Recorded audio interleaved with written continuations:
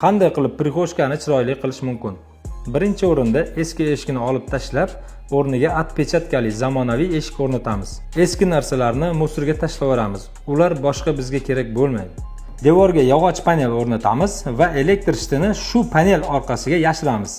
Eski domofonni almashtiramiz va panelga qulaylik uchun kichik polkalar o'rnatamiz. Undan so'ng bo'yingizni to'liq ko'rsatadigan oyna ham o'rnatamiz.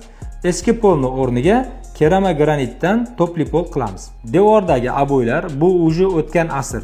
Uni olib tashlab, devorni patolog rangiga bo'yaymiz. Buvimizdan qolgan shkafni olib tashlab, oyoq kiyimlarini saqlash uchun zamonaviy shkaf o'rnatamiz va uni yoniga asosiy kiyimlar uchun alohida shkaf va undan so'ng shlyapa va chemadonlar uchun alohida joy qoldiramiz.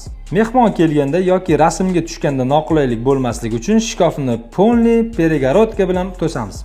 Patologdagi lampochkani siyutnoy patologga almashtiramiz va shkaf oldiga qulaylik uchun puxovik divancha qo'yamiz. Prixoshkamiz tayyor. 1 dan 10 gacha baho bering.